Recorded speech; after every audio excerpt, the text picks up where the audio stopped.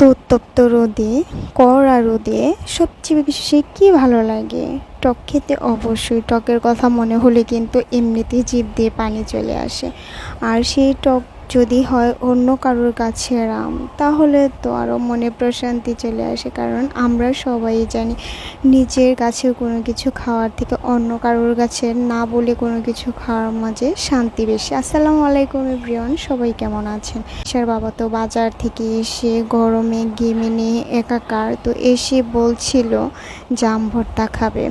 তো আমিও দেখছিলাম যে চিনি আছে কিনা, তো দেখি যে চিনি নেই। তো ও আবারও বাজারে চলে গেল, বাজার থেকে চিনি নিয়ে আসলো। তারপর চলে আসলাম আমার চাচা শ্বশুরের কাছে আম নেওয়ার জন্য। ঘরের পিছনে গাছ থাকতে চিন্তা কিসের, আর বড় গাছ যেহেতু, আর আমও ভালো, তাহলে নিয়ে খাওয়াই যায়।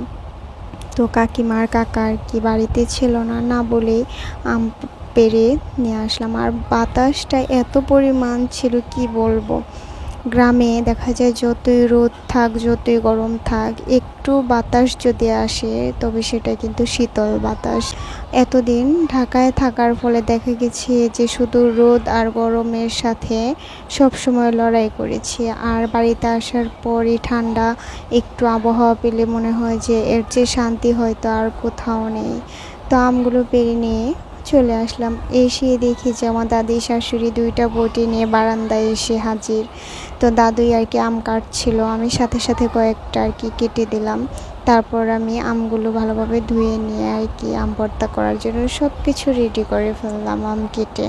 আর এদিকে নেহানিশার বাবা তো ধীর অপেক্ষায় বসে আছে কখন আম ভর্তা হবে আর সে খেতে পারবে। প্রচুর পরিমাণ ঘেমে নিয়ে একাকার। আর টকের প্রতি আমার ঝোঁকটা কম, আমি খুবই কম টক খাই। আজকে যেহেতু দুপুরে ভাত খাইনি এখন, আর গরমটা খুবই লেগেছে, তার জন্য আর কি ভাবছিলাম যে থাক এখন আর ভাত খাবো না, তো এখন আম ভর্তা করেই খেয়ে নেই। তো দাদু আর কি সব কিছু কাটাকাটি করে দেওয়ার পর আমি আম ভর্তা করছি।